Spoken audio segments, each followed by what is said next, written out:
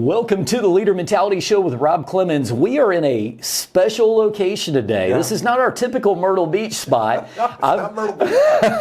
It's a nice chilly, I would say chilly air in Charlotte 22 today. degrees this morning when I left the house. Yeah, I was kind of racing in from my truck to get in here.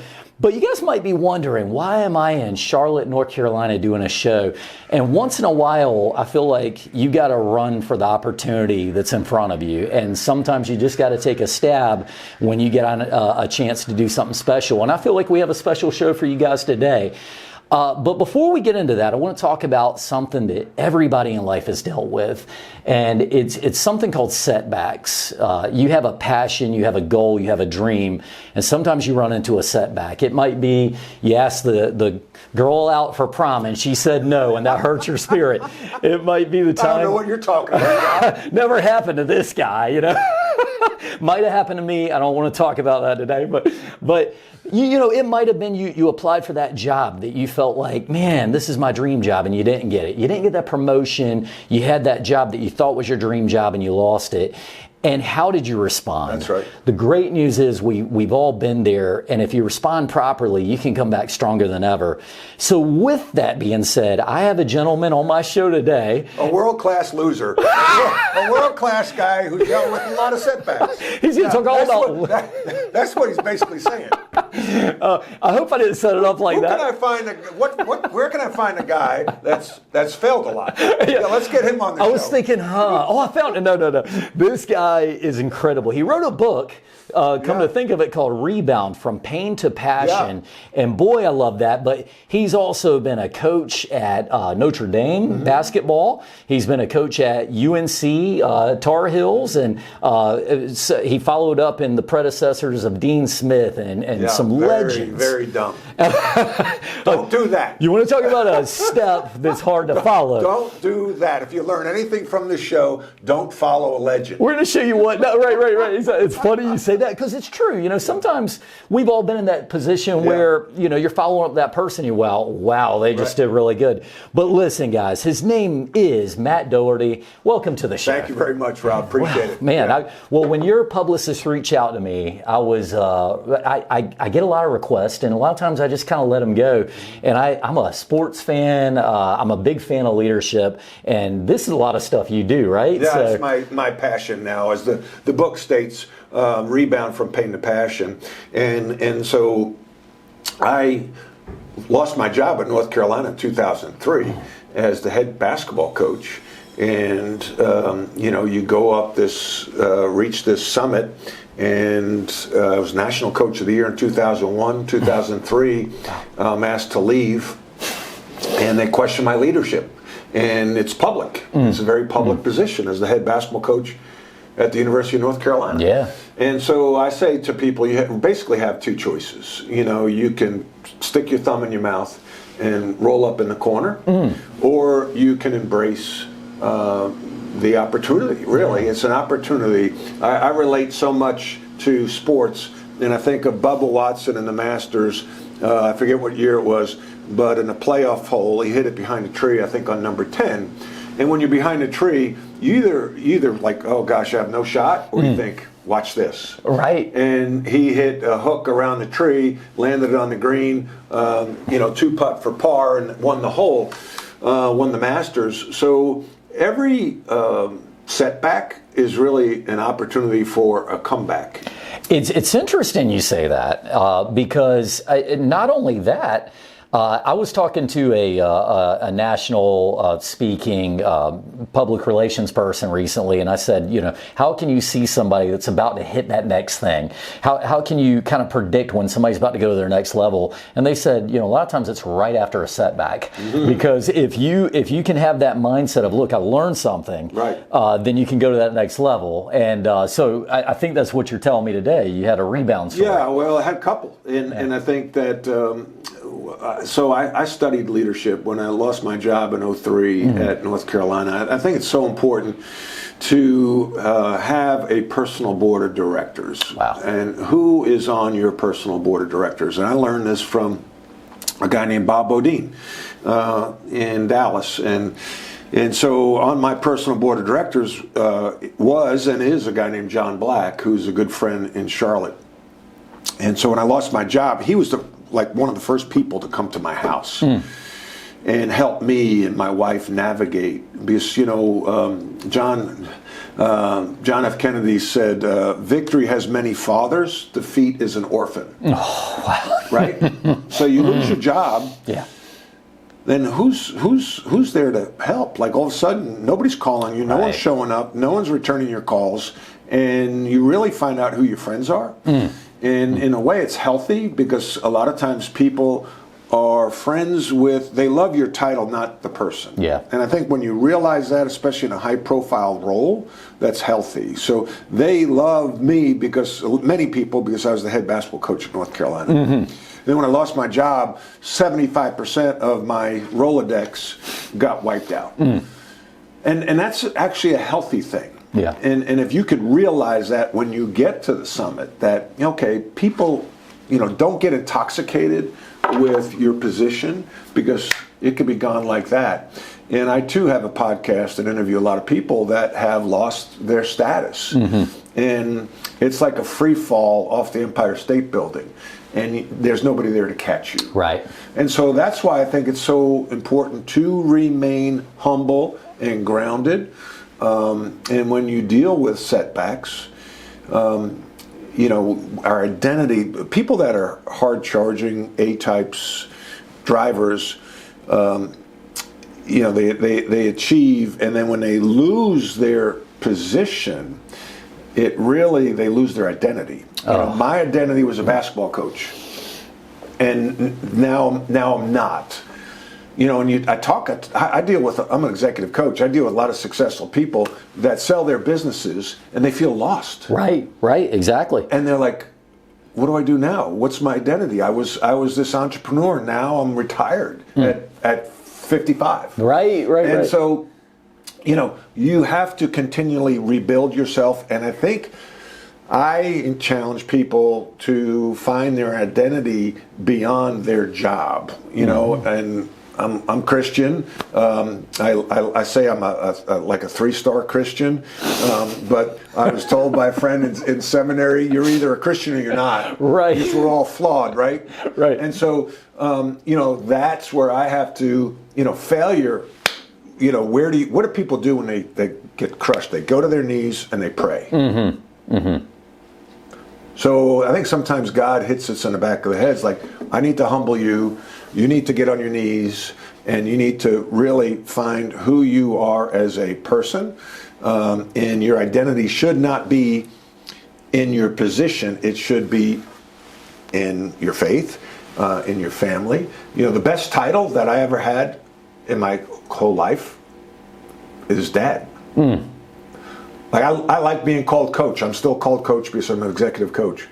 But it's nothing like when my son or daughter say, hey, Dad, or text me, Dad, that's really cool. That still gets to you. Oh, heck yeah, man. Hey, look, here's a reminder for everybody, say thank you to your parents once in a while, because that thing that you just said, it is special to them. And, we forget that as kids looking at our parents. So it's amazing. Listen, you said so many things I'd like to go back on and ask you a couple of questions. I want to go back to the most recent comment you said. You talked about entrepreneur mindset, and I think that a lot of times people who are entrepreneurs, and you have that goal to be an entrepreneur, a leader, whatever you are, this is a drive that you have. And you mentioned that after sometimes they retire or close down the business, you didn't lose that entrepreneur mindset. Though. So what do you recommend to those people who find themselves looking for that next passion? It is so important. And this is one of the reasons I love being an executive coach. My college coach, Dean Smith, would say, I remember working at camp one summer, and I had to teach a shooting station. And he said, to be a teacher is to be a student all over again. Okay? To be a teacher is to be a student all over again. And then a friend of mine who went to seminary said, we preach the most what we need the most. Right. So I preach about leadership. I need it. So by preaching about it, it ingrains in me some of the habits and the mindset that when I wake up in the morning, like today, I journal now. I haven't. That's a whole nother topic. Okay, I got a little ADD, so we're. I love it. And so, like, what do you say to yourself? You go back to mindset. I said today, I need to bring the weather. Now it's 22 degrees outside. Now, granted, it's sunny, but it's cold. So I need to bring sunshine and I need to bring warmth to this show, to this exchange with you, because I think we can say some negative things to ourselves. So the mindset of what are we saying to ourselves? The people we spend the most time with. We are the average of the top 5. One of my clients said that, right? Absolutely. Average of the 5 people we spend the most time with. Well, I would challenge that to be 6 because we spend the most time with us. Okay, fair enough. Yeah. And so we can say nasty things to ourselves that we wouldn't say to our worst enemy. Right. Like, I stink. Or, I go back to this all the time. Why did I leave Notre Dame to take the North Carolina job? Or why didn't I manage change better at North Carolina? I still think about that. And so, instead of saying, hey, I'm blessed to be, see a new day, or I am fortunate to be doing this podcast with Rob, I'm fortunate to be doing this, we look sometimes as the glass half empty instead of half full. And I think that having that mindset and saying good things to ourselves, showing ourselves compassion and grace, and being self-encouragers, like I am good enough. I can do this. And the more we say that to ourselves, the more it lifts up our spirit and encourage ourselves to attack the day. That's amazing. You said another thing. I mean, boy, this is one of those shows where I don't know if I answered your question. Oh, no, you did. Well, look, here's the deal. Sometimes I have to work hard just to keep down the show to a consumable amount because you have so much information. And by the way, check out Rebound. You can get this on Amazon and everywhere else. Great book, and it goes through a lot of this about Coach Doherty. I want to talk about that top 5. I think a fear that sometimes people have is, do the people around me have my best interest at hand? Are they seeing, when you fell a little bit, are they like, good. He got it. That's right. So how do you find that you've got a good top 5 around you, not including yourself, of course? Yeah, well, I think that it evolves. Your top 5, your friends, and then there's the board of directors, and they can be different, right? Your personal board of directors can be a little different versus the 5 people you spend the most time with.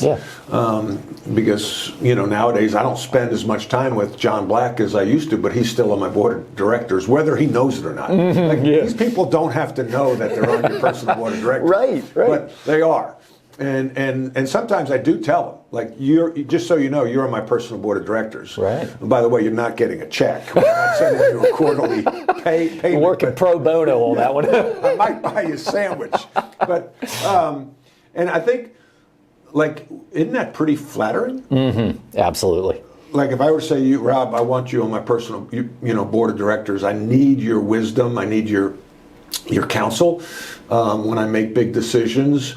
And, you should have one spiritually, you should have one financially, you should have one career-wise, you should have one, an encourager.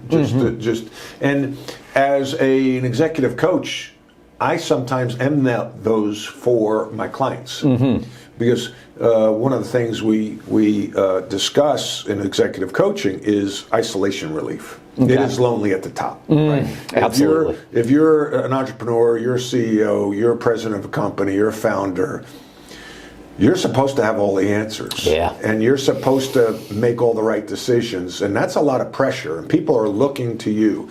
And you're responsible for their livelihood and the shoes on their kids' feet and everything. And so if you overthink it, it could be a lot of pressure. So where do you go to get that isolation relief? And that's why I think a big role as an executive coach is to give them some relief and allow them to be vulnerable and authentic and share their biggest fears.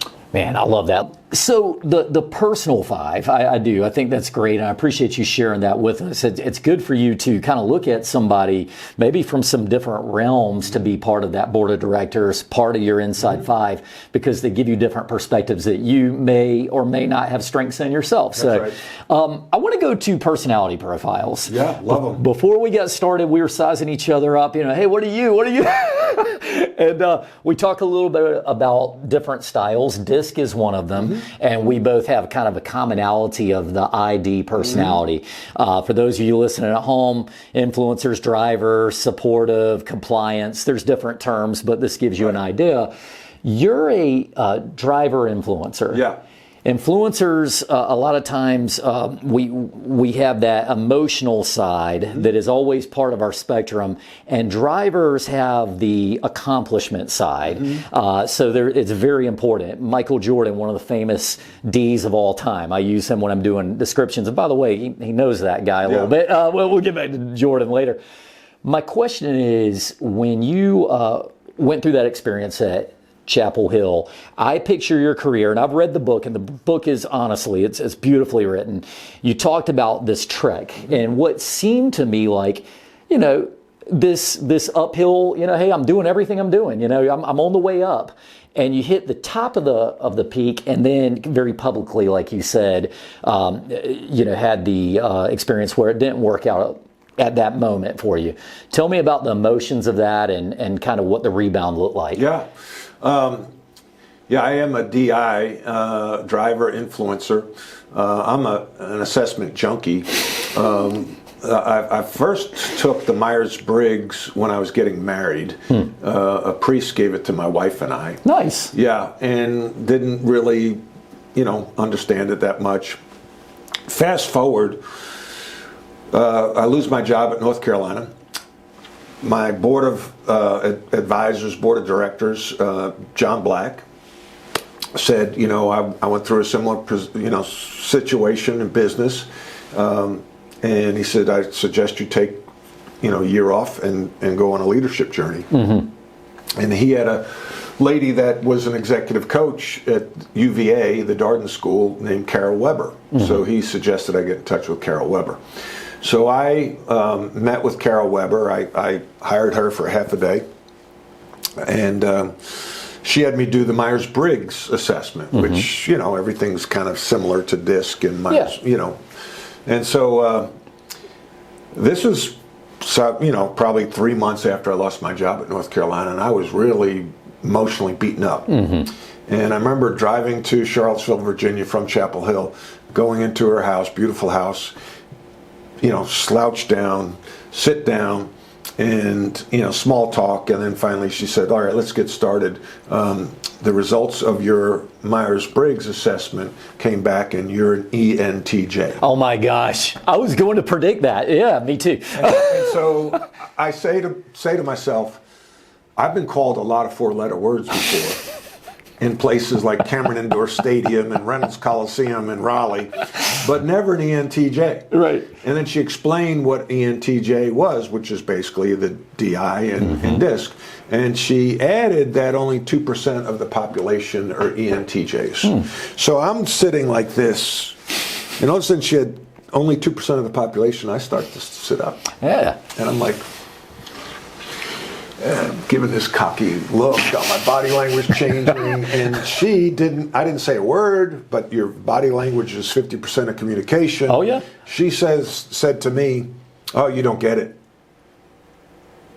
She said, that means 98% of the population don't think like you think. Wow. That was an aha moment for me. Yeah.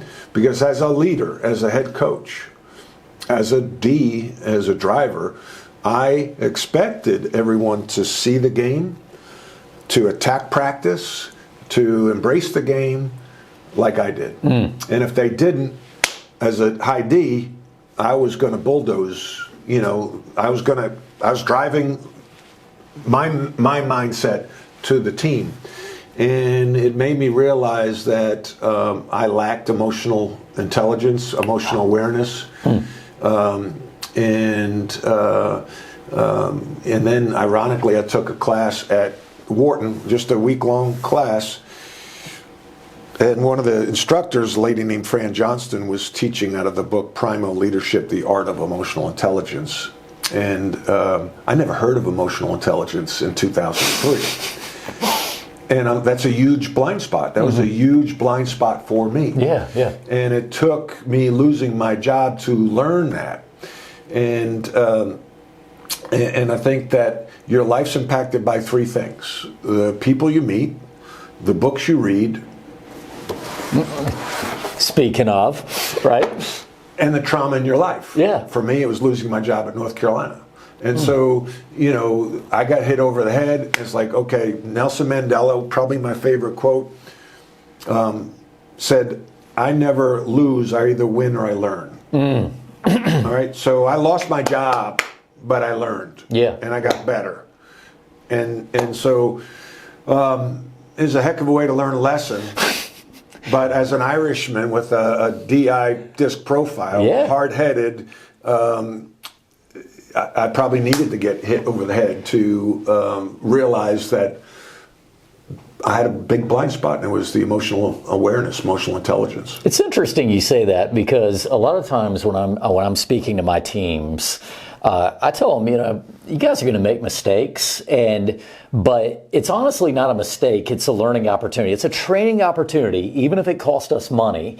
But if we do it twice, then it was actually a mistake. Right. You know what I mean? Like, so we have to learn. We always have to adapt and grow.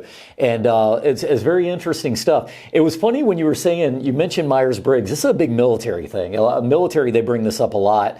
So me being a military kid, my dad gave it to me when I was 14. I took it when I was 14. I took it. Oh yeah. I took it when I was 23. I took it again when I was every time ENTJ, which is. I'm so sorry. 2%ers here, Yeah. So who is really leading this podcast? It's my podcast, not your podcast. Right. Let's do it. Well, I picture, and I don't want to get into. It's like a joke. Two ENTJs are in a room, or go into a bar. Like that's a joke. There's a joke there somewhere. There is something there. I almost picture you and Jordan on the court, because I don't know what his profile was, but it was probably somewhere around there. It was. He definitely was a D, a high D, and. He and I butted heads on the court a few times. One time, I remember distinctly, it was September pickup games, 1982, fall of 1982, and point game. He went up for a shot. I took the ball out of his hands. He called a foul. I had the ball walking towards half court. I said, no foul. He says, foul. I said, no foul. He said, it's a foul. I said, no foul. We didn't finish the game. Because I wasn't going to give in. Right. And I think that Michael, not in that moment, but I think respected me, because even though I was not athletically gifted, I was going to compete. And I think that I earned his respect as a result of showing some fight. Absolutely. It's funny you mention that Michael Jordan actually wrote the foreword in this book, That's right. and which is very impressive. By the way, a lot of people that you guys would know at home, and I'm a huge sports fan. I usually start off any speaking event with, do we have any sports fans in the room? Because there's a bunch of analogies coming at you. That's right. Sports and business go so hand in hand. But I thought it was pretty funny because when you think of ENTJs, you think of IDs, D personalities. It's, hey. And even in this, Michael wrote something to the effect of, the first thing Matt Doherty ever beat me in was getting on that Sports Illustrated cover. He's competitive. He's competitive, man. We play video games. I think it was back then, Galaga. Yeah. And we were just pouring in quarters into the machine. We were up in Syracuse for a summer event. And that he has a great energy about him and likes to compete. And if you can't answer that, respond to that, I think he discounts you, and I feel like I do the same. And that's not always a great quality, because there's an African proverb: if you want to go fast, go alone. If you want to go far, go together. So you need a team. And I think Michael certainly realized that, especially under the guidance of Phil Jackson with the triangle offense in Chicago. Totally agree. And you can see that. I think you see a lot of players go to the next level. Kobe Bryant, I feel like, had a similar moment where he realized Kobe had a quote near after his career was over. He said, I set out to be the greatest of all time. He goes, but what I realized was true greatness was making others around me better. And I thought, man, you want to talk about some personal awareness and insight, but you get that sometimes through trials and tribulations, and just maturity, like of age. The brain does not fully mature till you're 27 years old. Yeah. Now my wife would say, maybe 62, and so you look at some of these players. I worked for the Pacers for 4 years, and so we had to evaluate these 18, 19-year-old players and say, what are they going to look like when they're 27? Right. And you look at some guys who were very immature early in their careers. Chauncey Billups, Carmelo Anthony, these players come to mind. Even LeBron James, and then we reach their late 20s. Now they're viewing things a little differently. They're just more mature. Yeah. And so that's a lot of times when their careers take off. So I think the sweet spot for athletes is probably 27 to 33, right in that range. Interesting. You said something a little earlier that I think is extremely important for us to address. So with you and your career as a coach, your career as executive coaching that you're doing now and getting teams better, I think sometimes there's this feeling that the D's in the group, the I's in the group sometimes, because we're communicators, are your leaders. Right. But I believe that leaders take different forms as That's well. Right. 100%. You need a little bit of all of them, right? That's right. That's right. Listen, how much time we have left? Take your time, Coach. I felt when I was coaching, before I lost my job, that you're either a born leader or you're not. You either have to make up the disposition or you don't. And when I lost my job, and I then thought, well, maybe I'm not a good leader. And when I went on this leadership journey, and I remember studying at Wharton, taking this class, and Fran Johnson teaching it out of the book, Primal Leadership, The Art of Emotional Intelligence. In that book, it stated that leadership is a learned behavior. Now, this sounds really goofy, but that was the most exciting thing I ever read in my life to this day. And so that gave me hope to realize that I could become a better leader, because I was publicly shamed for being a poor leader. And so that was really exciting for me to read. And so going on that journey and then studying, I'm a personality assessment junkie. DISC, Myers-Briggs, Culture Index, Predictive Index, you name it, I've taken it, and it basically comes out the same, that I'm a hardwired, driven jerk. So don't hold it against him. That's not my fault. God made me this way. And so I think in this book, I talk about the 6 no's of leadership, KNOWS. Okay. And I make up a name because stories stick, right? And I talk about a guy named Stevit, S-T-E-V-I-T. He's from Eastern Europe. I recruited him to the University of North Carolina. Just fictitious, not true. But Stevit sticks, right? The story sticks. Now, hopefully you'll remember it. S-T-E-V-I-T. The 6 no's, K-N-O-W-S, of leadership. Number 1, you got to know yourself. The S for Stevit stands for self. 2, the T, you got to know your team. The E, you got to know your environment. The V, you got to know your vision, where you want to go, because if you don't know where you go, people aren't going to follow. Why am I following you? Where are we going? Just get in the car. Yeah. And then I is for industry. Do you know your industry? Do you know your real estate business? Do I know coaching? Am I going to put my team in position to be successful? People want to follow competence. And then lastly, and probably the most important, is the T. You got to know the truth. So how do you, as a leader, mine for the truth? I stunk at that when I was a head coach. Why? Because I was a high D.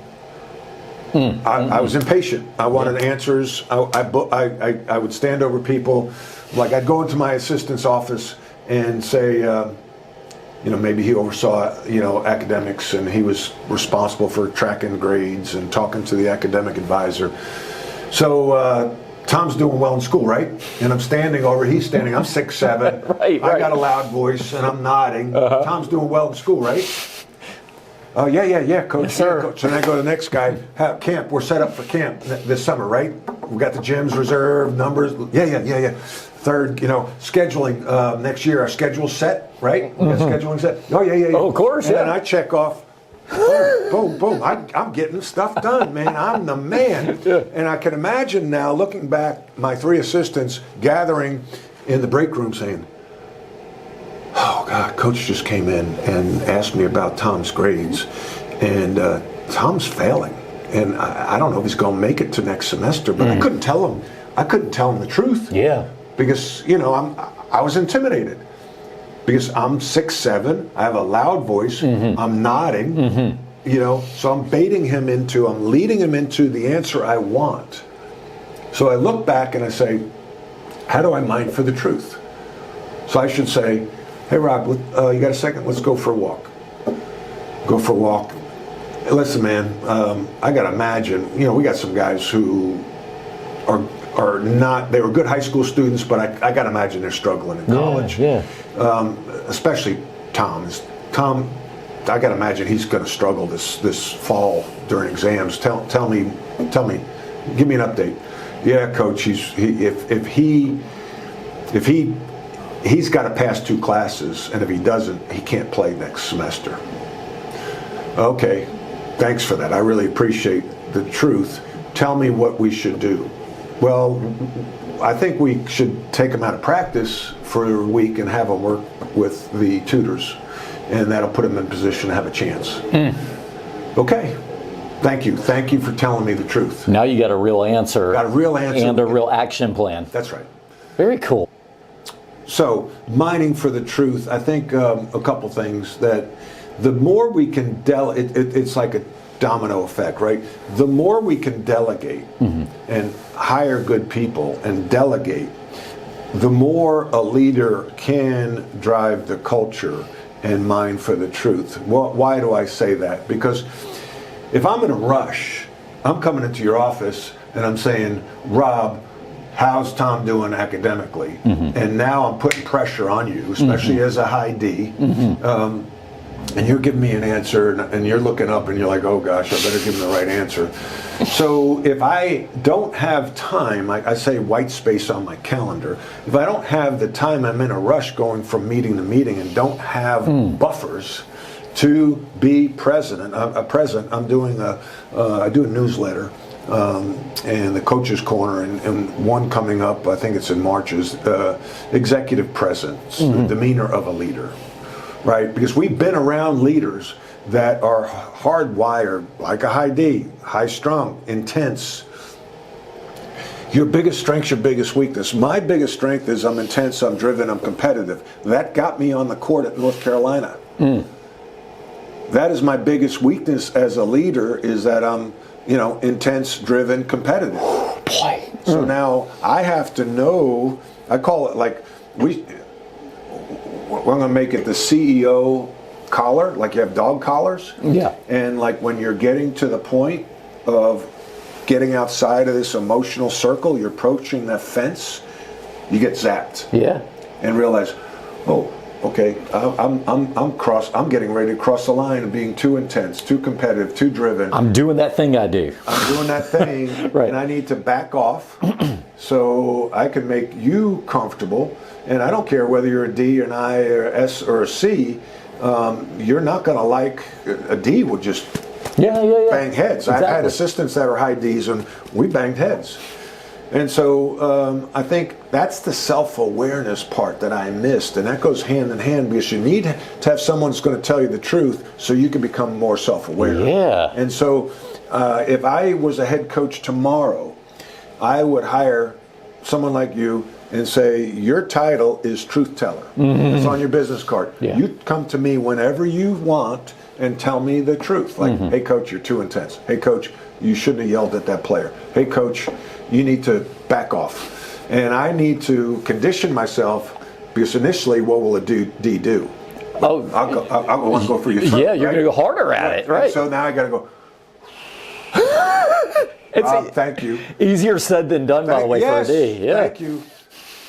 Thank you. I appreciate that. And that you can condition that, right? Yeah, That's why leadership is a practice. Like, I never understood, Rob, why lawyers called it a law practice, doctors called it a medical practice. I'm like, man, you practice on somebody else, and when you get good, then you can work on me. Right. But I call what I do a leadership practice, because it is a practice, because it's always changing. The landscape is changing. You have skills that you need to keep sharp, so you got to practice your skills. So when you're in the game, which is, say, the boardroom, say a conference, say the conference room, say the basketball court, the football field, film room, that you have practiced and you have guardrails up, and you don't crash. So it takes practice, and it's like in football, you get to the red zone, you think you're going to score, and then someone pushes a button and extends the field another 100 yards.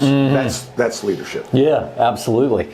Oof, boy, we could talk all day on this. I mean, you just hit so many things that come to my mind, but we'll have to save those for another show. Let me ask you a few rapid fire questions.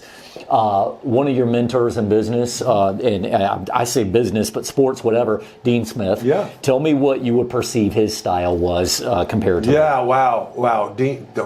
Coach Smith, he's one of the smartest guys I've ever been around. Coach Smith, I think above the line was D, S, and C. Okay. He was an influencer, but not outgoing. Like, he did not like the limelight. He didn't want to be the center of the party.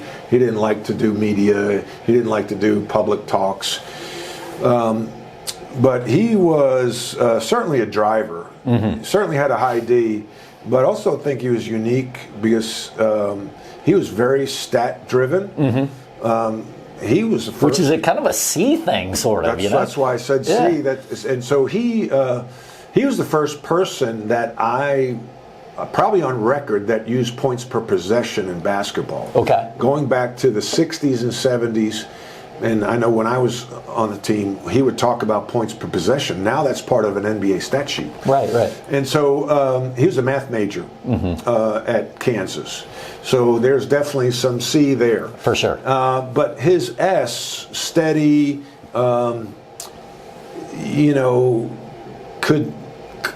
like to lead, but also didn't mind leading from behind. Like, he gave a lot of credit to the seniors.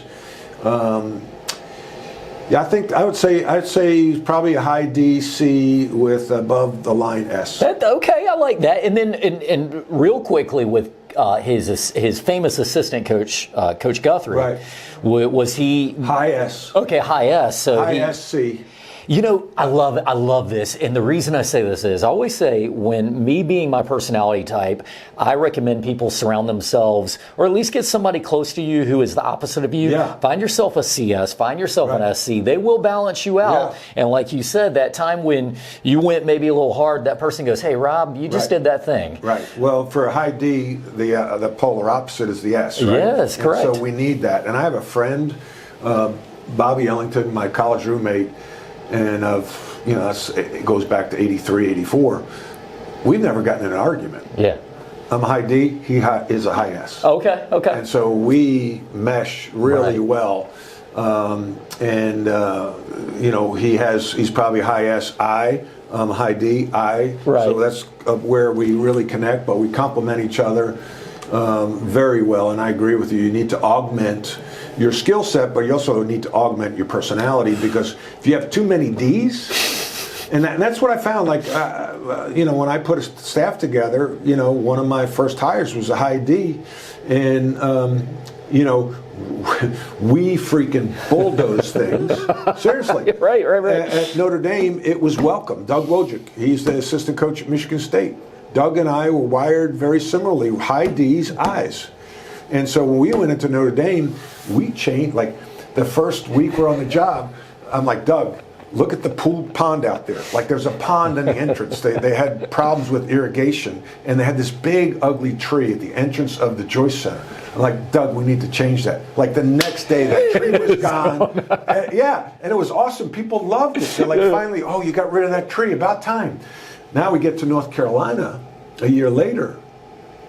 All right, dead plants in the office. Yeah. Old trophies. Like there's not a picture of Michael Jordan in the lobby. Right. And there's this old wooden trophy, a clock, from a piece of driftwood from a tournament I played in with Michael in 1983 at Stanford on the wall. And we're talking the late 90s at this point, right? This like was, early 2000. Okay, yeah. 2000. Yeah. This was 2000. And I'm like, Doug, we need to clean this up. Like the next day, boom. Well, they didn't want change because they had 35 years of massive success. Right. And that's where I stepped on a landmine because I didn't manage change well at North Carolina. Yeah. At Notre Dame, they wanted it. They embraced it. At North Carolina, they didn't want it because they took it as disrespectful. You talked about knowing the environment earlier. Wow, that is powerful stuff. Okay, just so I can stay on a little topic, you and I will get on our eye sides and we'll be off on a tangent. Let me ask you a question. So we talked a lot about successful Ds. Can you think of a player or maybe a coach, but a player in my mind of one that had a little bit more of maybe an S personality, was willing to take a back seat, but was very successful? Yeah, well, who comes to mind is Tony Bennett, probably at Virginia, the head coach of Virginia, very reserved. You know, I think he was probably led with an S. C had definitely a statistical bent because of the way he played. He coached with what they call a pack line defense, played the numbers game. But I think, you know, someone described this to me in terms of using DISC and leadership. You can lead no matter what your profile. The D's like to lead out front and be the first ones through the door. The I's like to be in the middle of the crowd, all right, high-fiving and patting people on the back. The S's like to lead from behind, like a shepherd. Yeah, you know, they shepherd their flock. They lead from behind.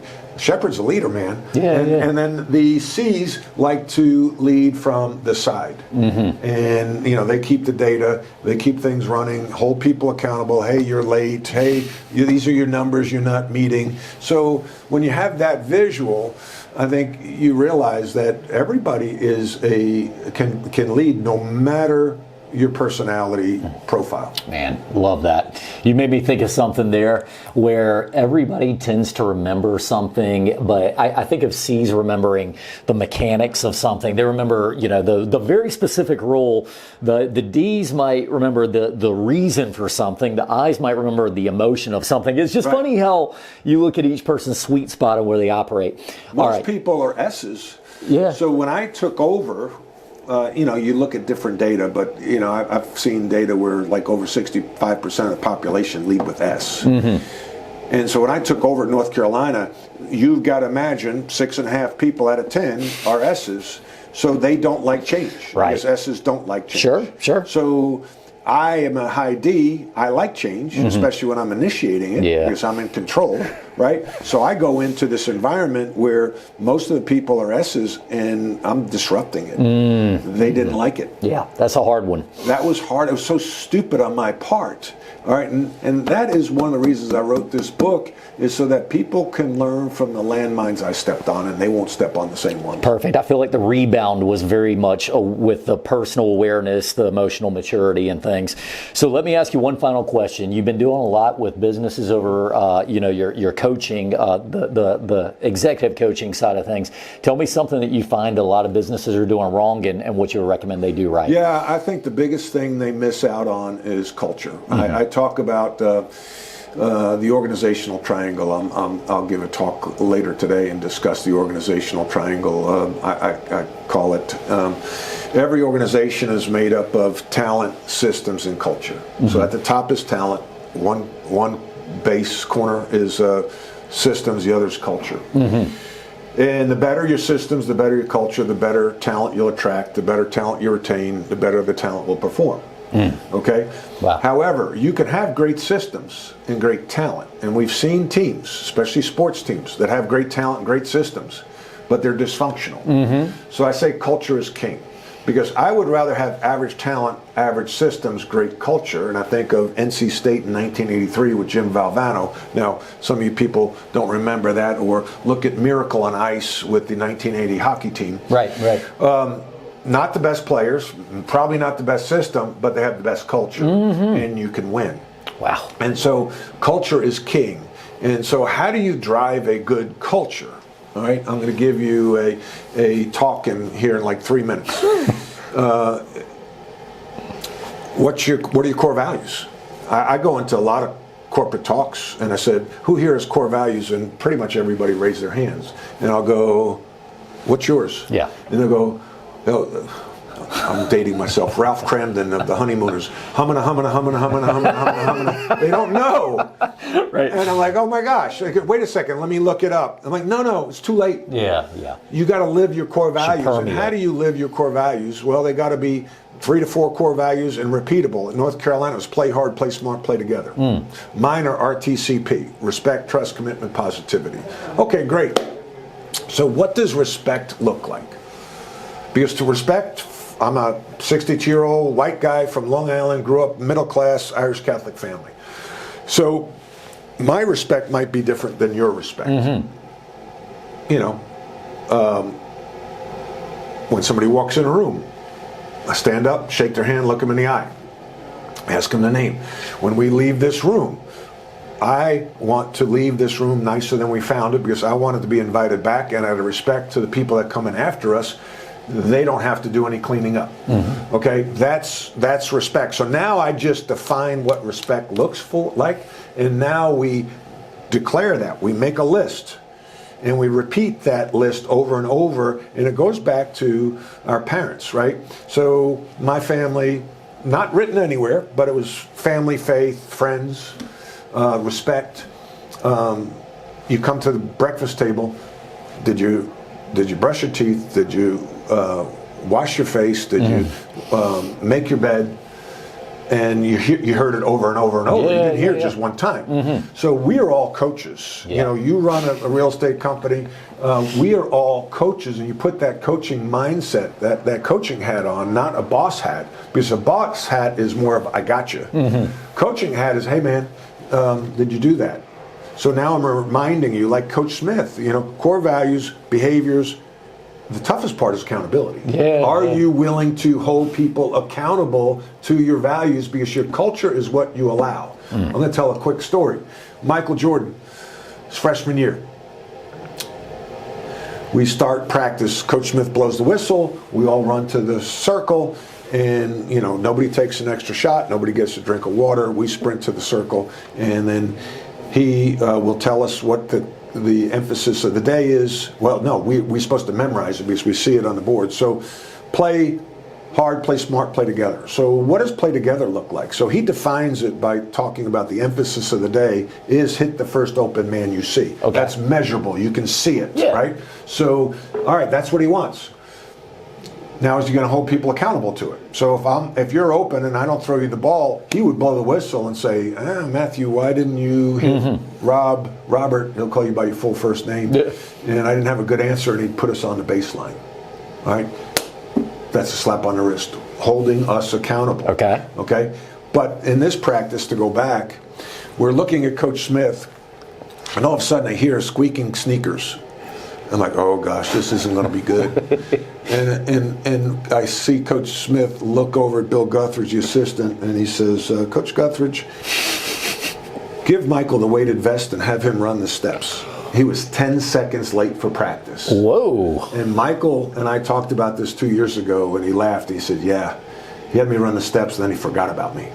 He ran the whole practice. Oh my gosh. For being 10 seconds late. Wow. So are you willing to hold your best player accountable? Because your culture is what you allow. Man, Culture. Culture. Culture is king. You know, I'm going to leave off with that because, again, I know we could go a lot longer, but I do want to make sure people know how to find out more about you. I really appreciate you being on the show. I want to go ahead and say, people, check out Rebound From Pain to Passion. Beautiful book. You can get it on Amazon and wherever else. But where else can people find out about you? Yeah, go to my website, dohertycoaching.com. That's DOHERTY. coaching.com, or email me at matt@dohertycoaching.com. Check him out. He's great, Coach. Thanks for being on the show. Yeah, appreciate it. All right. And he's been great. We want to thank all of our viewers and listeners. Make sure to like and share us on the social media of your choice. And go out and be a leader today. Change somebody's life for the better and do your best. We'll see you next time on The Leader Mentality Show with Rob Clemens.